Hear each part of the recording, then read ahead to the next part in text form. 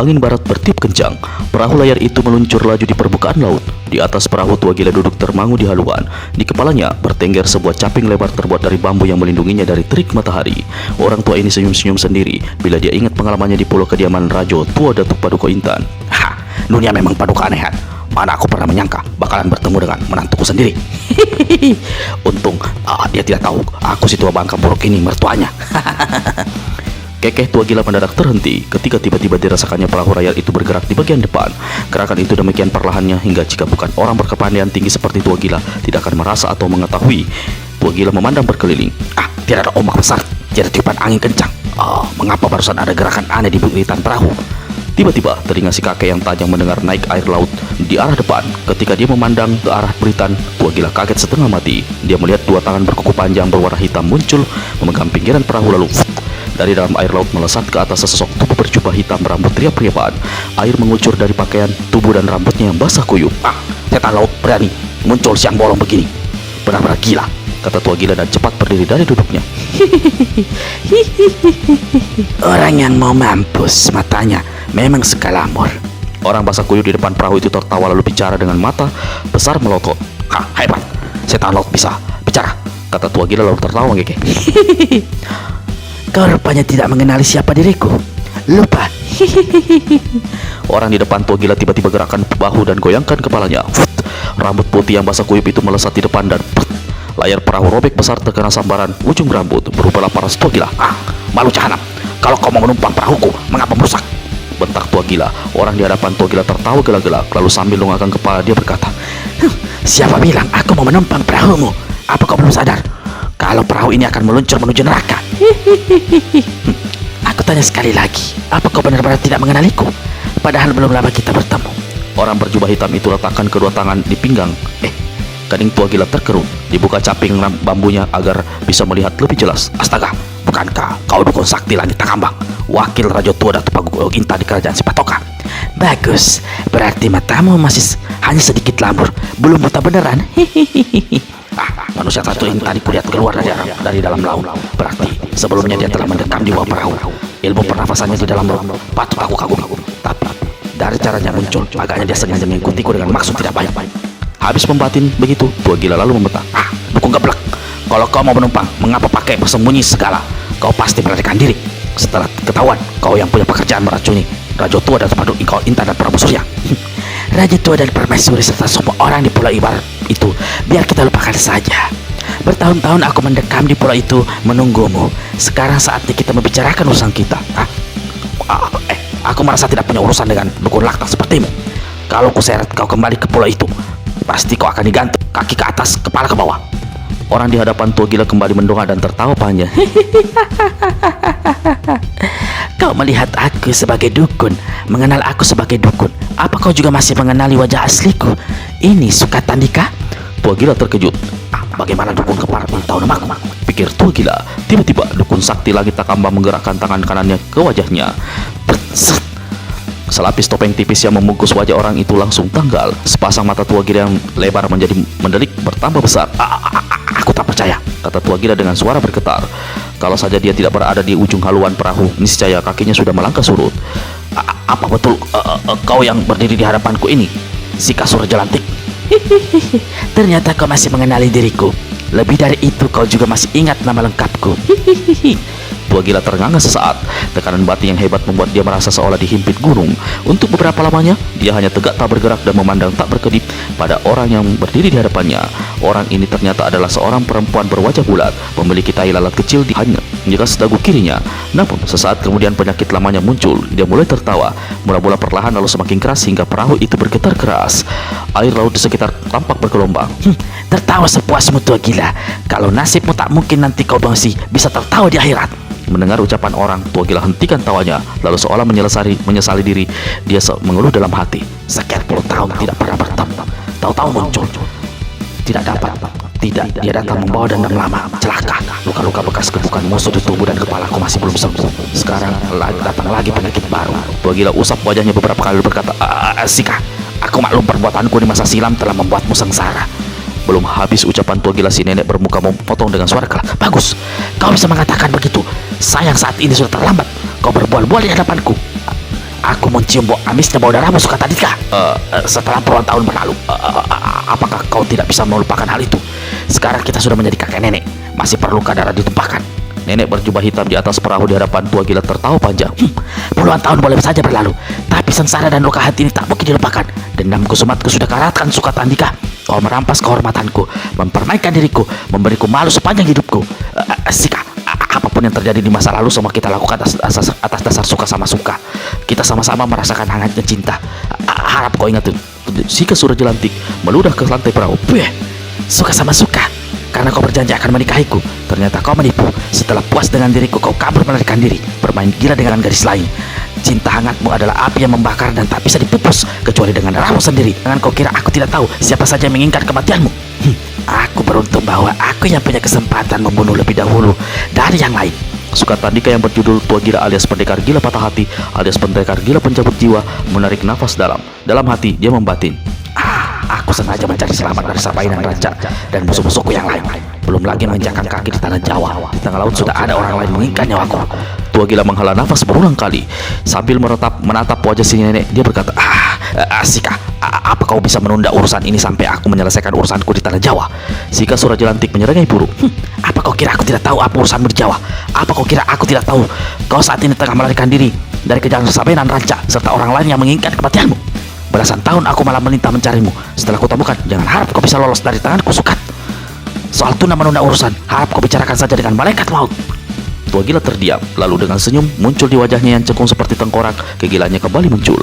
Perlahan terdengar suara tawanya mengeke, makin lama makin keras hingga membuat Sika Surajelantik marah dan membentak. Jangan gila, sudah mau mampus masih saja memperhatikan kesintian. Sika, jika kematianku memang tidak dapat ditunda, beri aku kesempatan untuk menyanyi. Si nenek kerjikan kening hingga wajahnya diselimuti kerut-kerut burung. Dia segera hendak menghardik, namun Tua Gila sudah membuka mulut melantunkan nyanyian. Menanam ulah di masa muda, memetik dendam di usia tua, menanam angin di masa jaya, menuai badai di usia tak berdaya. Tua bangka gila, hentikan nyanyianmu atau... Sika Surajelantik membentak sambil tangan kanannya diangkat. 5 kuku jarinya yang panjang hitam memancarkan sinar redup angker. Tapi si kakek tidak peduli. Tanpa acukan ancaman orang, dia teruskan nyanyiannya. Tua bangka gila, hentikan nyanyianmu atau... Sika Surajelantik membentak sambil tangan kanannya diangkat. 5 kuku jarinya yang panjang hitam memancarkan sinar redup angker. Tapi si kakek tidak peduli. Tanpa acukan ancaman orang, dia teruskan nyanyiannya. Bercinta di masa muda, bercinta di usia muda, seharusnya bahagia di usia tua. Bermain asmara di masa remaja, seharusnya menjalin suka di usia tua. Cinta hianat, asmara laknat, darah mencuat, nyawa pun minggat. Kepada siapa aku minta tolong, kekasih sendiri ingin menolong. Kepada siapa ingin menggolong, kepada siapa hendak bertobat, yang kuasa sudah melaknat. Dendam cinta di utara, dendam asmara di selatan, membersih darah di barat, meregang nyawa di timur. Cukup, nyanyianmu hanya mempercepat kematianmu, teriak Sika Surajelantik. Lalu nenek ini menghantamkan tangan kanannya ke arah Tua Gila yang hanya terpisah 3 tombak di haluan perahu. 5 larik sinar hitam mencuat dari 5 kuku tangan Sika Surajelantik. Inilah ilmu kesaktian disebut jalur hitam bara dendam. Sejak 30 tahun yang lalu, si nenek telah menguasai ilmu kesaktian itu. Pada waktu itu dia mewarisinya dari seorang sakti Gunung Siguntang. Mulanya ilmu kesaktian itu dinamakan Kilat Kuku Akhirat dan kehebatannya telah menggoncang ujung selatan daratan Andalas serta ujung barat tanah Jawa. Selama 30 tahun berikutnya, Sika Surajelantik memperdalam kesaktiannya. Ilmu Kilat Kuku Akhirat dibuatnya demikian rupa hingga jauh lebih hebat dari aslinya yang kemudian diberi nama Jalur Hitam Bara Dendam. Selama sekitar puluhan tahun, Jalur Hitam Bara Dendam tidak pernah dikeluarkannya. Disimpan karena hanya akan diperuntukkan pada seseorang yaitu kekasih di masa muda yang kini menjadi musuh besarnya. Orang tua itu tidak lain adalah Sukatandika alias Tua Gila alias pendekar gila patah hati yang juga dikenal dengan julukan Iblis Gila Pencabut Jiwa. Tua Gila keluarkan seruan tertahan. Dia memang pernah mendengar kalau si nenek memiliki ilmu kesaktian disebut Kilat Kuku Akhirat. Namun tidak diduga bahwa ilmu tersebut demikian hebatnya. Orang tua ini segera sambar caping bambunya untuk dilemparkan ke depan. Dia tahu caping bambu tidak akan dapat menahan serangan ganas si nenek walau dialiri dengan tenaga dalamnya yang sangat tinggi. Namun paling tidak benda itu untuk sesaat dapat menahan laju cahaya hitam yang akan menyambar laksana kilat. Caping bambu berlubang di 5 tempat lalu hancur berkeping-keping dan bertaburan di udara sebelum jatuh ke laut. Jahanam, kemana dia? Hancur mampus tenggelam di dalam laut, ujar Sika Surajelantik ketika melihat sosok Tua Gila tidak ada lagi di haluan perahu. Sekonyong-konyong di belakangnya si nenek mendengar suara orang melantunkan nyanyian. Dia cepat balikan tubuh.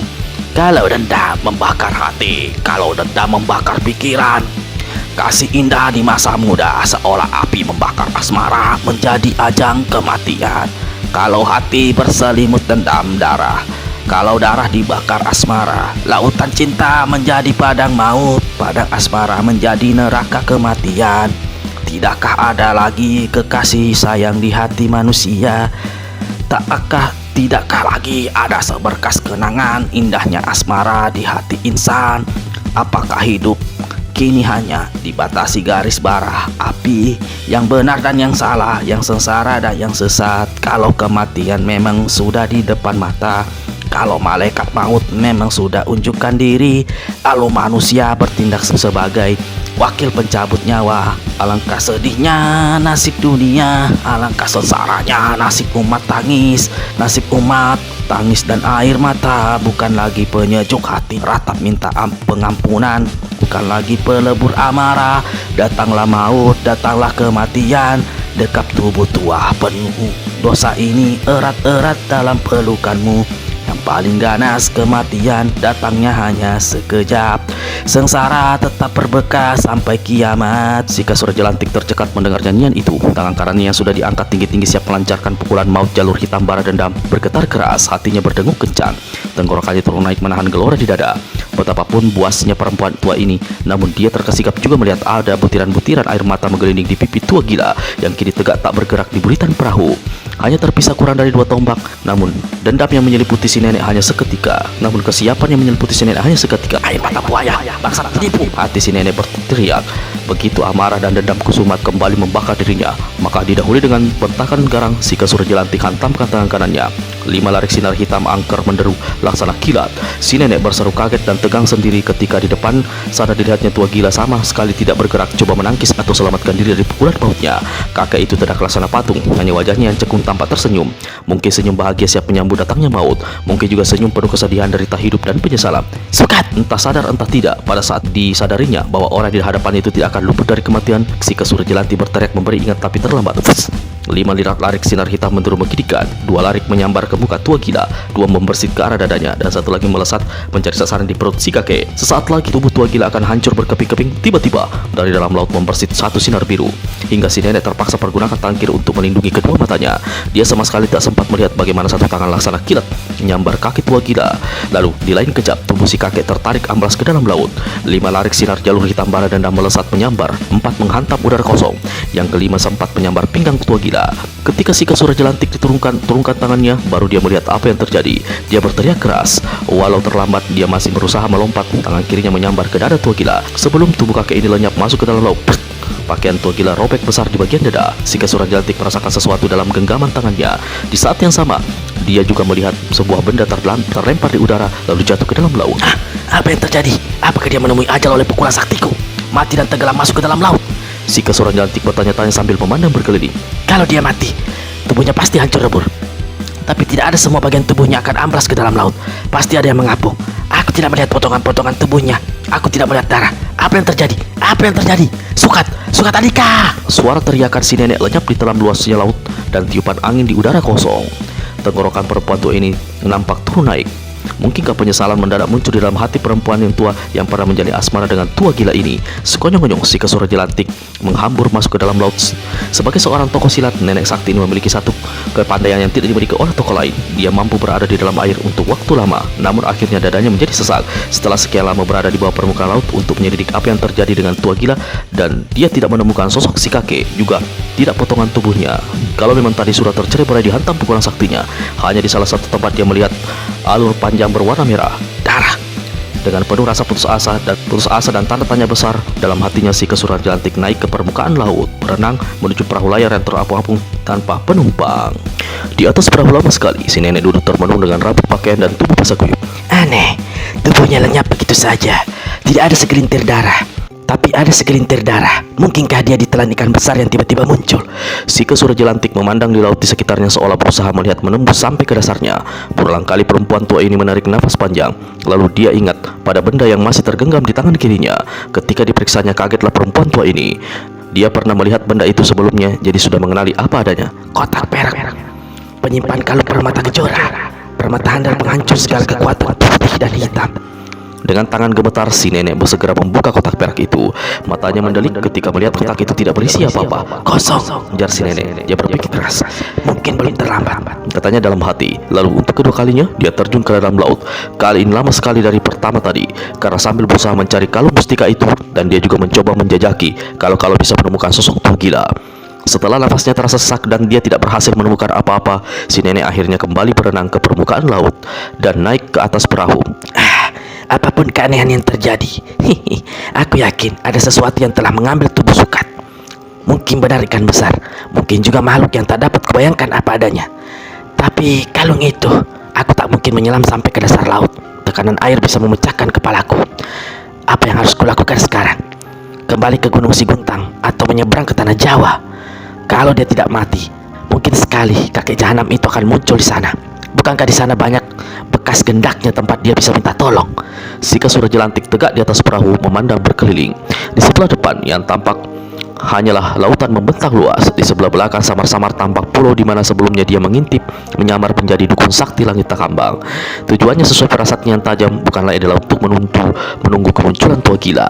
Ternyata firasatnya yang disembunyikannya selama bertahun-tahun itu tidak meleset. Suka Tandika alias tua gila muncul di pulau itu.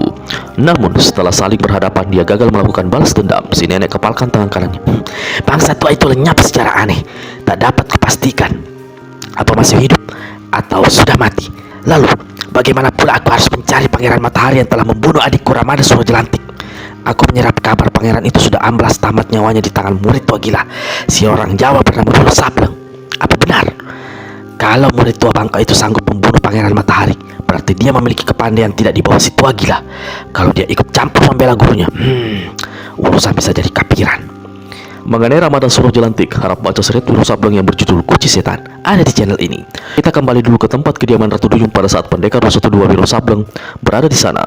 Seperti dituturkan dalam episode sebelumnya, tua gila dari Andalas dengan maksud menolong Ratu Duyung lepas dari kutukan yang telah menyengsarakan diri dan anak buahnya selama bertahun-tahun.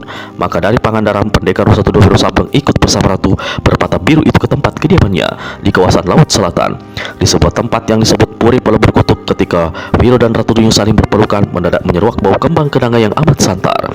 Bersamaan dengan itu, Ratu Duyung memandang ke arah pintu melihat kemunculan seorang perempuan muda cantik berwajah pucat mengenakan kebaya panjang dan kain berwarna putih. Wiro sendiri sama sekali tidak melihat dan tidak mengetahui siapa adanya orang itu. Jelas yang datang itu adalah satu makhluk dari alam gaib yang memperlihatkan diri sebagai seorang gadis cantik yang sama sekali tidak dikenal oleh Ratu Duyung. Sebaliknya tidak terlihat oleh mata pendekar 212. Selagi Ratu Duyung memberitahu apa yang dilihatnya lalu berteriak memperingatkan Wiro karena gadis bermuka pucat itu mendekatinya dan kamar berkiplat sinar biru keputihan. Biru, pukul yang dilepaskan Ratu Duyung ke arah pintu di mana sosok gadis aneh itu berada. Sebaliknya, dari arah pintu Wiro sempat melihat melesatnya sebuah benda kuning kehijauan. Lalu, satu letusan dahsyat memporak-porandakan ruangan. Di tempat tidur, Ratu Duyung bersandar di dinding, mukanya pucat sepucat kain kafan, dan dari sela bibirnya ada darah kental mengucur pertanda dia telah terjadi satu bentrokan tenaga dalam yang sangat hebat. Seperti diketahui, Ratu Duyung memiliki kesaktian tinggi. Jika dirinya menderita luka dalam begitu parah, berarti lawannya memiliki tingkat kesaktian yang sulit dijajaki. Dalam gelegar dahsyat yang memporak-porandakan Puri Pelebur Kutub, pendekar 212 sendiri terpental dan terbanting ke lantai dan jatuh pingsan ketika hancuran benda kuning kehijauan merampas masuk ke dalam jalan pernapasannya. Ratu Duyung berusaha menyelamatkan Wiro yang hendak dilarikan oleh makhluk aneh berwujud gadis cantik bermuka pucat itu. Namun dia tidak berdaya dan hanya bisa berteriak-teriak. 6 orang anak buah Ratu Duyung menghambur masuk ke dalam ruangan dan terpekik melihat keadaan pimpinan mereka.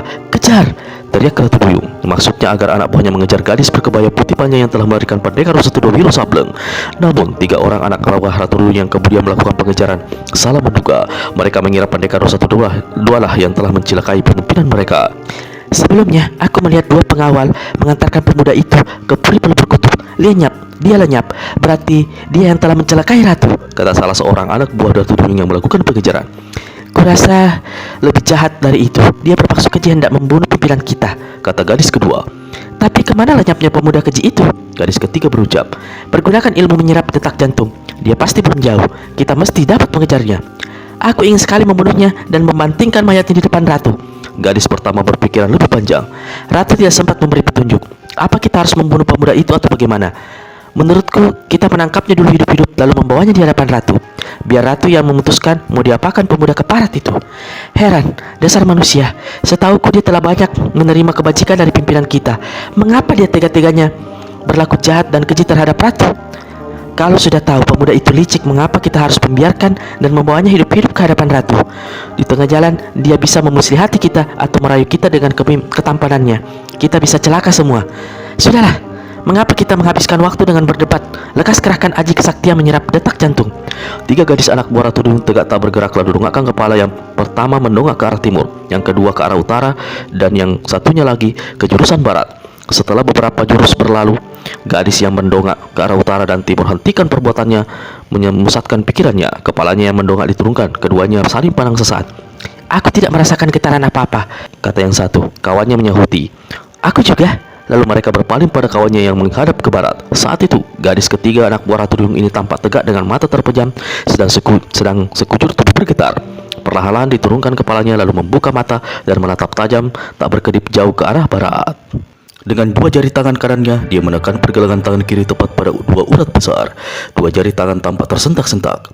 Aku berhasil menyerap detak jantung pendekar 1-2. Dia berada di jurusan barat. Kita mengejar di sana, kata si gadis. Baru saja dia berkata begitu, tiba-tiba tubuhnya jatuh tercengkang. Mukanya pucat seolah kehilangan darah. Nandiri. 2 teman terpekik menyebut namanya, lalu mereka cepat menolong kawan yang roboh itu. Salah seorang ajukan pertanyaan. Apa yang terjadi, Nandiri? Apa yang kau rasakan? Detak jantung dan darah dalam nadiku keras sekali. Jelas pemuda itu berada di arah barat. Aku dapat menyerap detak jantung orang itu. Ada sesuatu yang aneh. Dia mampu berada jauh di tempat itu. Jarak kita dan dia terpisah hampir 3 hari perjalanan. Padahal pada waktu kita menerobos masuk ke dalam puri belum berkutuk, dia belum berlalu. Selagi aku menyerap, tiba-tiba ada satu kekuatan dahsyat tak kelihatan menghantam diriku. Nandiri terdiam sebentar. Dia merasakan mulutnya hangat dan asin. Ketika dia meludah ke tanah, yang diludahkannya ternyata darah. Kau terluka di dalam, Nandiri. Si gadis mengangguk membenarkan. Kalau begitu biar aku dan Manumia yang melakukan pengejaran. Kau lekas kembali dan minta obat pada ratu. Sebetulnya aku tetap ingin melakukan pengejaran, kata Nandiri.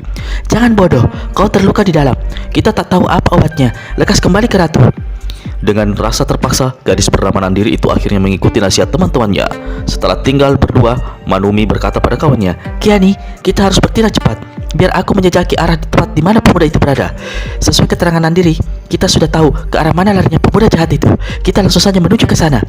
Aku khawatirkan akan mengalami nasib yang sama seperti Nandiri. Ada kekuatan tak terlihat menghantam dirinya. Mendengar itu, Manumi menganggukkan kepalanya. 2 gadis cantik anak buah Ratu Duyung segera berkelebat ke arah barat, kembali ke tempat kediaman Ratu Duyung. 4 orang gadis cantik membawa Ratu Duyung keluar dari puri berkutuk yang telah porak-poranda itu. Tubuh Ratu Duyung ditutup dengan kain bluedru atau alas tempat tidur. Lalu, sang ratu diamankan ke sebuah bangunan di mana terletak satu ruang ketiduran yang bagus. Dengan cepat, beberapa gadis yang memiliki kepandaian pengobatan melakukan pemeriksaan.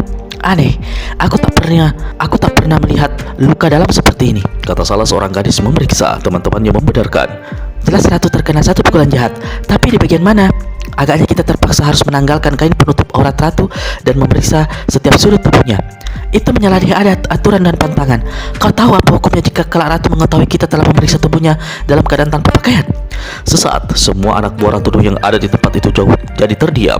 Namun salah seorang dari mereka kemudian berkata, Yang kita lakukan adalah menyelamatkan nyawa ratu. Kalaupun kelak ratu mengetahui, kurasa dia bisa memaklumi. Setelah terjadi perundingan singkat, akhirnya para gadis membuka gulungan kain bluedru yang menutupi tubuh pimpinan mereka. Sosok yang bagus, mulus dan berada dalam keadaan tanpa pakaian itu mereka periksa dengan teliti. Aneh, kita sama sekali tidak melihat bekas pukulan sedikit pun. Tidak ada cedera di bagian luar tubuh ratu, kata gadis yang tegak di kepala sang tempat tidur. Semua anak buah Ratu Duyung yang ada di situ terdiam saling pandang. Ratu terkena pukulan sakti yang menembus jaringan tubuh tanpa merusak bagian luar. Kita tidak dapat menduga apa yang terjadi di sebelah dalam. Bahkan kita tidak tahu bagian mana yang terluka, menyahuti gadis yang lainnya. Kalau begitu, kita harus mengusahakan agar ratu siuman dulu, lalu menanyakan bagian mana yang dirasakannya sakit. Setelah itu baru kita melanjutkan dengan pengobatan. 6 orang anak buah Ratu Duyung yang berada di sekitar tempat tidur itu lalu acungkan jari telunjuk masing-masing. Satu jari ditekankan ke atas kening Ratu Duyung, jari kedua ditusukkan ke permukaan leher, 2 jari ditekankan di bagian dada, satu lagi tepat di pusar, yang terakhir di telapak kaki. Salah seorang dari 6 gadis memberi tanda, lalu tampak jari-jari tangan mereka bergetar halus. Bersama dengan itu, satu cahaya biru terang menyilaukan keluar dari 6 jari telunjuk, masuk ke dalam tubuh Ratu Duyung. hingga tubuh yang telanjang itu tampak terbungkus oleh sinar terang benderang berwarna biru. 6 gadis perlihatkan perubahan pada wajah masing-masing ketika mereka merasa ada satu kekuatan aneh keluar dari tubuh Ratu Duyung. Dan itu bukan kekuatan atau hawa sakti yang dimiliki oleh sang ratu. Mereka coba bertahan. Tiba-tiba tubuh mereka terpental, masing-masing keluarkan seluruhan kaget dan kesakitan. Dengan muka pucat dan mata mendelik, mereka menyaksikan luka aneh pada ujung jari. Dari luka itu mengucur darah segar. "Cepat totok urat besar di lekuk siku!" Salah seorang gadis berteriak memberi ingat, lalu menotok urat besar di pertengahan lengannya. 5 kawannya segera melakukan hal yang sama. Kucuran darah segera berhenti. Dari warna merah yang keluar, mereka maklum kalau tidak ada racun masuk ke dalam tubuh mereka. Itu membuat ke-6 gadis tersebut merasa agak lega. Sementara itu, di atas tempat tidur sekujur tubuh Ratu Duyung masih tampak diselimuti sinar biru. Perlahan sinar terang itu meredup dan akhirnya sirna sama sekali. Bersamaan dengan lenyapnya sinar biru, sepasang mata Ratu Duyung yang terpejam tampak bergerak-gerak. Lalu perlahan mata itu mulai membuka. Sesaat Ratu menatap ke langit-langit ruangan. Otaknya segera bekerja dan menyadari bahwa dirinya tidak lagi berada di puri-puri berkutu, tetapi di ruang ketidurannya sendiri. Lalu teringat pada pemuda itu ketika menyebut nama setengah "Wiro," katanya menyebut nama setengah berbisik. "apakah kau ada di sini?" Pandangan mata sang ratu mendadak membentur sosok tubuhnya sendiri yang terbaling tanpa mengenakan apa-apa. Sang ratu keluarkan seruan tertahan melihat keadaan dirinya. Serta-merta dia menyambar kain bluedruk menutupi tubuhnya. Lalu dengan cepat dia bergerak duduk. Melihat hal ini, 6 orang anak buah Ratu Duyung segera jatuhkan diri. Masing-masing dilanda rasa takut karena telah melanggar pantangan besar, yaitu melihat tubuh ratu dalam keadaan tidak tertutup selembar benang pun. Ratu Duyung menatap para anak buahnya satu persatu dengan sepasang mata yang biru. Ketika dia hendak membuka mulut menegur, tiba-tiba di kejauhan terdengar suara belasan orang berlarian sambil berseru tiadanya, "Ratu, Ratu, Ratu, Ratu." Di dalam goa yang terletak di Bukit Jati Anom di tenggara Gunung Merapi, pendekar 212 Wiro Sableng duduk bersila dengan mata terpejam. Sejak beberapa hari dia berusaha mengheningkan cipta, mengatur jalan nafas serta peredaran darah. Walau dia mampu melakukan hal itu, namun tenaga dalamnya diharapkan bisa muncul kembali tak kunjung menjadi kenyataan. Agaknya kutukan 100 hari kehilangan kesaktian itu bukan main-main. Membatin Wiro, pikirannya yang tadi bening kembali dihantui oleh berbagai pertanyaan. Pertama sekali dia teringat pada Ratu Duyung, orang yang kini sangat dibencinya. Kalau bukan karena dia, aku tidak akan kehilangan tenaga dalam dan kesaktian. Walau cuma 100 hari dalam waktu sekian lama, sesuatu bisa terjadi mencelakai diriku. Atau mungkin memang sudah ditakdirkan aku punya jalan nasib seperti ini. Lalu Wiro ingat pula pada gurunya sendiri, yaitu Sinto Gendeng serta orang tua sakti berjuluk kakek segala tahu. Mereka mendorongku untuk melakukan hal itu, tidur dengan Ratu Duyung, padahal celaka yang aku hadap. Wiro mengumpat panjang pendek dalam hati. Tadinya ada terpikir di hati pendekar 212 untuk pergi ke Gunung Gede menemui gurunya sesuai dengan anjuran Bunga. Namun setelah dipertimbangkannya, jauh dia memilih untuk tetap menetap dan mendekam di goa Bukit Jati Anom itu. Wiro memandang ke dinding goa di sebelah kiri. Di situ dia membuat guratan-guratan pendek untuk menghitung hari. Ada 7 guratan, berarti sudah 7 hari dia berada di tempat itu sejak Bunga meninggalkannya. "Bunga," desir Wiro, "kau mencemburi Ratu Duyung. Satu bukti kau mencintai diriku. Aku berdusta kalau aku katakan aku tidak mencintaimu. Namun selain kita berada dalam dua dunia yang berbeda, dasar cinta dalam diriku agaknya tidak memungkinkan kita bersatu. Kita untuk bersatu. Aku Wilo menghela nafas berulang kali. Ingatannya melayang pada bidadari yang timur. Aku begitu mencintainya sepenuh hati.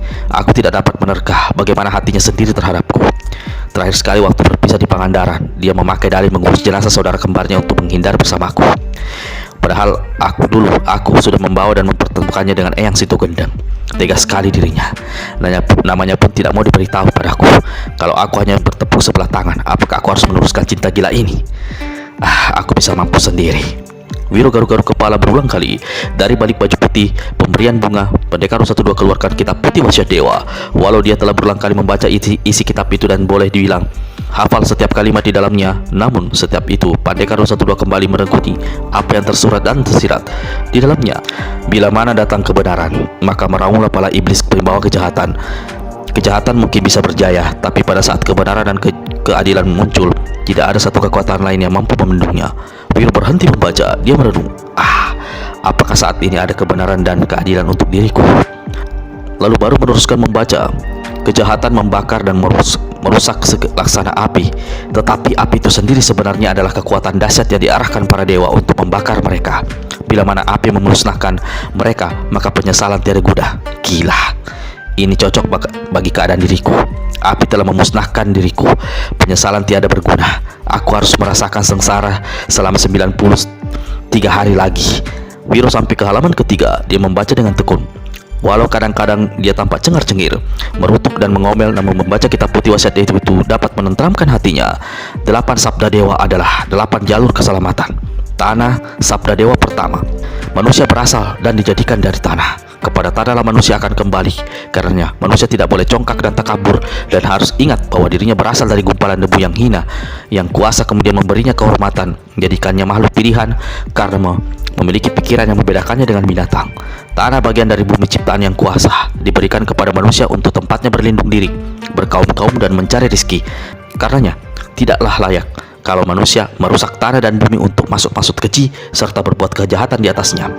Tanah dan bumi diberikan kuasa untuk kebahagiaan umat manusia, karena manusia wajib berterima kasih dengan jalan memeliharanya.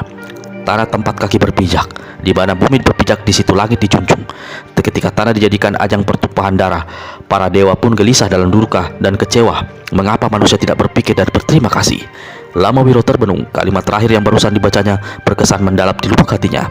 Mengapa manusia tidak berpikir dan berterima kasih? Wiro garuk-garuk kepala. Dia menatap jauh keluar goa, ke arah tetumbuhan menghijau serta sungai kecil yang mengalir di bawah sana. Mungkinkah aku yang tidak terpikir dan tidak berterima kasih dalam hidup ini, hingga mengalami celaka seperti sekarang ini? Di dalam kitab ini tertulis para dewa pun gelisah dan duka dan kecewa. Dewa saja bisa gelisah, duka dan kecewa, apalagi aku, si sableng ini. Wiro tertawa sendirian dan kembali garuk-garuk kepala. Kemudian Wiro meneruskan membaca sabda dewa kedua. Terus sabda dewa ketiga, api. Sabda dewa ketiga, ketika kecil menjadi kawan, sewaktu besar menjadi lawan. Mengapa manusia tidak mau berpikir dalam mencari manfaat daripada kualat? Api membakar seganas iblis di dalam tubuh manusia. Ada api yang mampu merubah manusia menjadi iblis. Barang siapa tidak mampu melawan api, bumi dan tanah akan meratap. Air akan menangis, manusia akan menjadi api untung neraka. Para dewa terhempas dalam perkabungan. Wiro meneruskan bacaannya. Bulan sabda dewa kelima, sumber kesejukan dunia ini muncul di kala malam. Tiada keindahan dan melebihi malam. Dengan rembulan penuh memancarkan cahayanya yang lembut.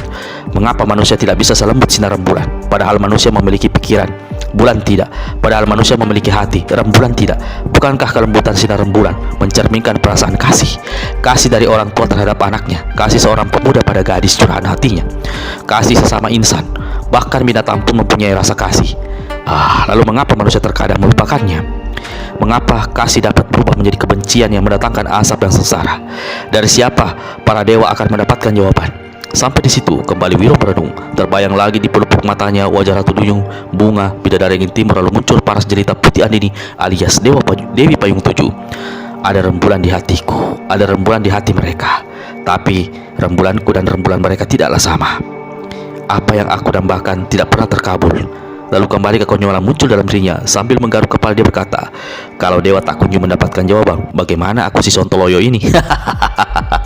Tersentuh oleh kalimat-kalimat dalam sabda dewa kelima, Pendekar 212 ambil kapak maut naga geni 212. Beberapa lamanya dipandanginya senjata mustika sakti yang kini tidak mempunyai kekuatan dan kemampuan apa-apa, apalagi bagi dirinya. Senjata warisan Eyang Sinto Gendeng ini lalu diusap-usapnya di bagian dada. Dipegangnya gagangnya yang terbuat dari gading putih. Matanya memperhatikan 6 buah lubang di gagang kapak serta ujung gagang yang berbentuk kepala naga. Selama ini jarang sekali dia memperhatikan senjata itu dengan seksama, karena selalu disimpan dan disembunyikan di balik pakaian, baru dikeluarkan kalau menghadapi bahaya.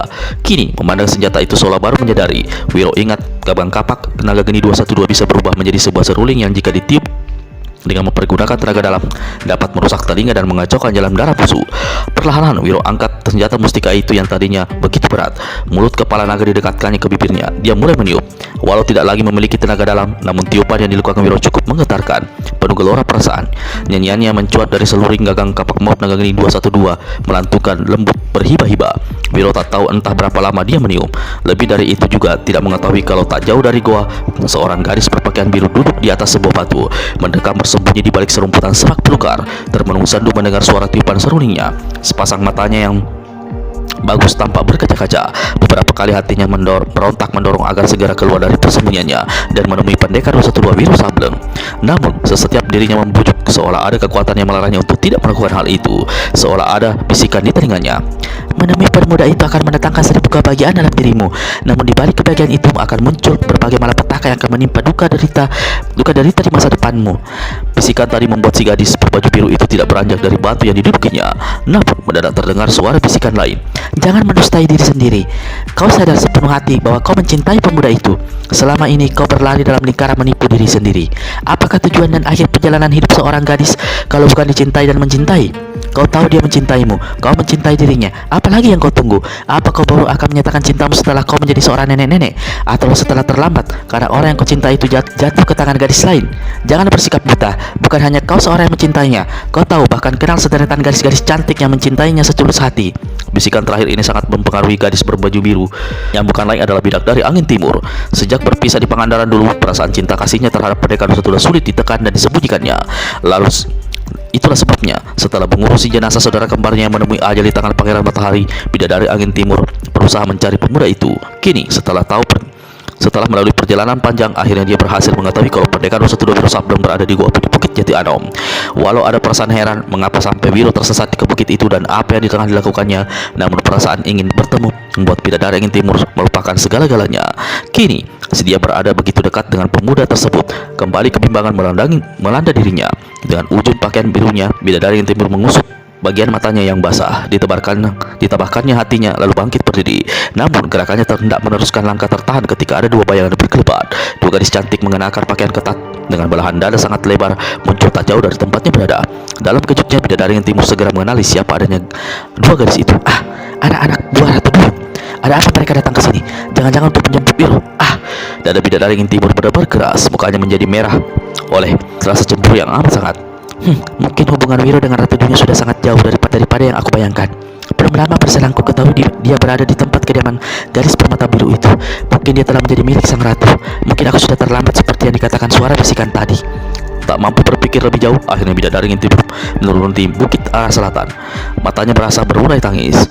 Belum hilang terkejut Ratu Duyung dan para gadis yang ada dalam ruangan ketiduran itu. Belasan anak buah Ratu Duyung telah menghambur masuk ke tempat itu. Kalian berani masuk ke tempat ini tanpa izinku? Bentak Ratu Duyung. Ratu, kami, diam! Adik sang ratu dengan mata membeliak. Kemudian dia melihat ada kelainan pada pakaian dan keadaan diri semua anak buah Ratu Duyung masuk ke dalam tempat itu. Dia melihat gadis-gadis itu mengenakan pakaian dalam keadaan setengah basah. Rambut mereka basah kuyup dan air dan tubuh mereka jatuh menetes membasahi lantai. Namun di balik semua itu, sang ratu melihat satu keanehan yang selama ini mustahil terjadi. Mendadak jantungnya berdebar dan tengkuknya terasa dingin. Ratu dalam keadaan tidak sehat. Kalian semua harus segera meninggalkan ruangan ini. Salah seorang dari 6 gadis yang ada di tempat tidur itu membentak. Ratu Duyung angkat tangan kanannya. Dengan suara bergetar dia berkata, Salah seorang dari kalian yang baru masuk lekas menerangkan apa yang terjadi. Seorang gadis yang rambutnya basah riap-riapan di depan dada maju 2 langkah dan menjura. Sebelum sempat bicara dia sudah sesungguhkan duluan. Teman-temannya yang lain juga tampak berusaha menahan isak. 6 gadis di samping tempat tidur menjadi heran. Ratu Duyung sendiri tampak tidak dapat menahan gemuruh di dadanya. Lekas jelaskan. Jangan pikiranmu mempengaruhi hatimu, ujar Ratu Duyung dengan suara masih keras, padahal dia sendiri saat itu sepertinya sudah tidak dapat menahan hati. Ratu, kami mengalami kejadian aneh. Seperti biasa pagi ini kami semua pergi ke telaga untuk mandi dan mencuci. Begitu kami menyentuh air, sepasang kaki kami tidak berubah menjadi ekor ikan. Ucapan si gadis tersendat. Air mata meluncur di kedua pipinya. Teruskan keteranganmu, bentak Ratu Duyung. Kami tidak percaya melihat hal itu. Ramai-ramai kami lalu masuk ke dalam telaga, terus ke bagian yang paling dalam, sampai tubuh kami tenggelam sebatas leher. Sosok kami tetap tidak berubah menjadi ekor ikan. Sampai di situ si gadis tak dapat lagi menahan tangisnya. Kawan-kawannya yang lain juga mulai terseduh-sedan. Ratu, apakah kami telah bebas dari kutukan selama bertahun-tahun itu? Salah seorang dari gadis yang berpakaian basah bertanya. Ratu Duyung tak bisa segera menjawab. Pikirannya melayang pada saat-saat ketika berada di berdua-duaan dengan Wiro Sableng di atas tempat tidur di Puri Pele Berkutu. Saat itu, walau mereka berdua tidak lagi mengenakan pakaian dan tak ada selembar benang pun yang membatasi tubuh mereka, namun Wiro sama sekali belum melakukan apa-apa. Pemuda itu belum sampai pada keadaan untuk membuatnya lepas dari kutukan. Namun saat ini, mengapa belasan anak buah Ratu Duyung memberitahu bahwa tubuh mereka sekali tidak mengalami perubahan kendati tersentuh air? Apakah mereka telah bebas dari kutukan, termasuk dirinya dan 6 gadis yang sebelumnya ada bersamanya? Untuk beberapa lamanya, keadaan dalam ruangan besar itu menjadi sunyi. Hanya seduh-sedan tertahan yang terdengar di sana sini. 6 gadis di dekat Ratu Duyung memandang pada pimpinan mereka seolah hendak bertanya apa yang dilakukan Ratu Duyung. Tertutupkan kain beruntul biru di tubuhnya, lalu dia turun dari atas tempat tidur. Ratu, harap jangan turun dulu. Kau masih dalam keadaan terluka. Seseorang gadis membengkatkan. Aku sudah sembuh. Bukankah kalian telah menolongku mengusir kekuatan aneh yang coba mendekam dalam diriku? Kalian berhasil walau terpaksa aku harus mengalami luka di jari-jari harus mengalami luka di jari masing-masing. Anak-anak, aku dan 6 temanmu belum membuktikan sendiri. Namun aku percaya kebesaran pertolongan Tuhan telah datang menolong kita. Aku yakin saat ini kita semua telah bebas dari kutukan yang selama ini jatuh di atas diri kita. Ruangan itu jadi ramai oleh berbagai suara. Anak gadis yang bersorak gembira, ada gadis yang bersorak gembira, ada yang angkat tangan tanpa bisa mengeluarkan sepatah kata pun. Ada juga kembali sesungguhkan. Anak-anak, saat ini kita pantas bersyukur. Kalian semua ikut menghadap ke timur. Kita sama-sama bersujud, menyatakan syukur dan terima kasih kepada Yang Maha Kuasa. Lalu Ratu Duyung memutar tubuh menghadap ke timur dan bersujud. Apa yang dilakukannya diikuti oleh semua anak buahnya. Sambil bersujud, banyak di antara mereka yang tak dapat lagi menahan tangis. Ratu Duyung berdiri. Dia memandang 6 gadis di hadapannya. Aku tahu, seperti aku, kalian tentu sudah tidak sabar untuk membuktikan apakah kalian benar-benar telah bebas. Ambilkan pakaian pesalin untukku. Lalu kita semua menuju telaga. Semua gadis yang ada di situ serta-merta memberikan pakaian pada sang ratu dan 6 temannya. Mereka beramai-ramai menuju ke telaga yang terletak di salah satu jalan menuju pada dataran rendah berbentuk lembah kecil dikelilingi bebatuan. Ratu Duyung sesaat tegak di pinggiran telaga. 6 anak buahnya berjajar di belakangnya.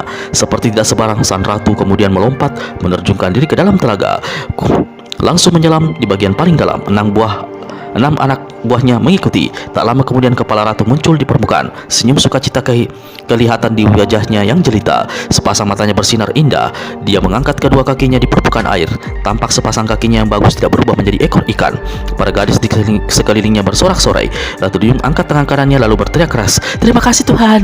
Terima kasih kau telah menolong kami. Saat ini kami semua terbebas dari kutukan. Terima kasih Tuhan. Ucapan sang ratu serta merta diikuti oleh belasan anak buahnya. Semua para gadis itu menggemuruh di santero telaga. Di tepian telaga, Ratu Duyung kemudian mengumpulkan anak buahnya. Kita telah berterima kasih pada Tuhan, namun kita harus juga berterima kasih pada seseorang. Tuhan menjadi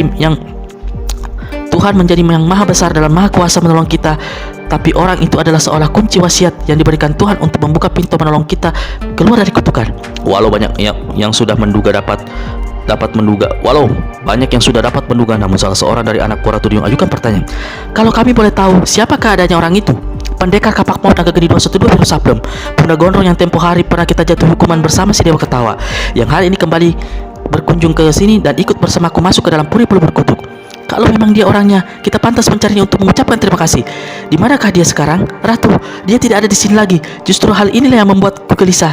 Ketika kami berdua berada di puri pelubur kutuk, tiba-tiba ada makhluk berwujud perempuan mengenakan pakaian serba putih, cantik tapi bermuka pucat muncul dan melarikan pemuda Tuhan penolong kita itu. Jika ada orang berniat jahat padanya, karena dia memiliki ilmu silat tinggi dan kesaktian, dia mampu menghajar orang itu. Kata salah seorang gadis dalam ruangan. Ratu Duyung terdiam. Di wajahnya jelas tanpa bayangan rasa kegelisah. Ratu, apa kau menghadapi kesulitan? Katakan kepada kami agar kami bisa membantu memecahkan masalahnya, ujar gadis yang tepat di samping kanan Ratu Duyung.